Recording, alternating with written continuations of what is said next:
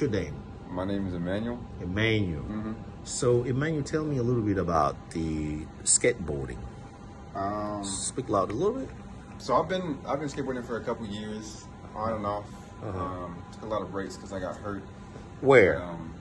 Just me where? You got hurt where? Your legs? Your Yeah, just ankles. Sometimes ankles. hip pain, just random stuff, just from accidents. But you asked me like why? Yeah, what really drives you what to drives coming me here? to Skate. And I think my answer has changed a lot over time. But I think it's kind of the underlying reason has been the same. I feel like I've learned a lot about myself through skateboarding, and I feel like it's taught me a lot of things about how I look at life.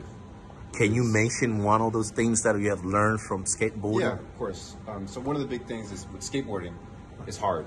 So like the majority of the time you're gonna start being terrible. Most everyone is just, they don't just hop on a skateboard and instantly know how to do tricks.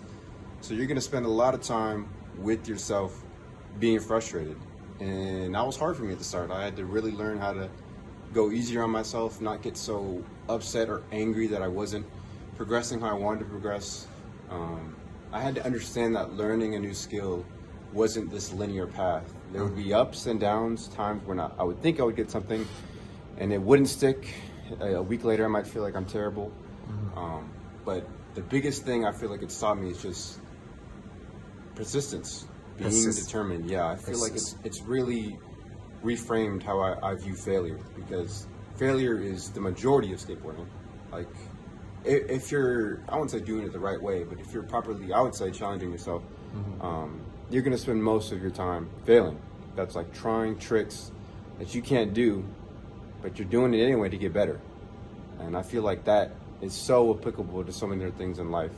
Wow. Class, work. I feel like a lot of that, I've gained this perspective from skateboarding to be able to not really let those kind of losses or failures like weigh me so down. Yeah. So the last questions. I know you were ready to go. The campus here on campus, there's a lot of hills, and then I've seen you around on campus. You using your skateboarding to move from point A to point B. Tell me a little bit about it. How skateboarding helps you to move from point 1 to point 2. I mean, sometimes it varies. Like, some places on campus aren't the best for skating because like the bricks might be a little rough, or maybe there's too many people. But like in between classes or times where it's like, you know, later at night, it's I've gone to classes when I should have been late and I wasn't late because I was able to skate there. Sometimes there's like a direct route. I feel like it's really interesting because I feel like I view like routes on campus a little bit differently than people who are like walking, because it's like I have to be aware of like potential hazards on a skateboard. Yeah. Like, oh, this street right here is at like really bad ground, or like this is like a hill that you can't lose speed on. Like there's, I don't know. It's helpful sometimes if I had like a faster board, one that was like less focused on tricks. I think it'd be easier.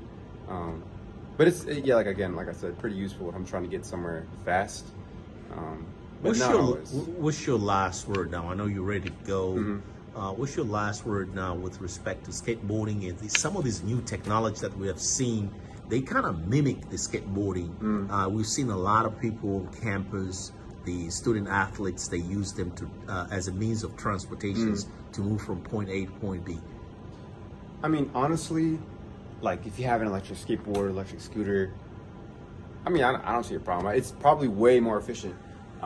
But for me, especially when I see like electric skateboards, I feel like, in my mind, I wouldn't necessarily call them a skater, because I feel like there's a lot of culture tied into skateboarding. Like that trial of learning how to fall and fail over and over and over, and also just the community around skateboarding and how it exists kind of as like a form of self-expression. You kind of lose that when you're just using it as a way to get from point A to point B. But it's cool. Like I said, like I think it's pretty useful having electric skateboards or scooters. So thank you, Emmanuel, for speaking with the American Swahili News and Swahiliville Online TV. Thank you for taking your time. Yeah, no problem. Thanks. Can you skate a little bit and see you just going outside the classroom? But like, I mean, here we go.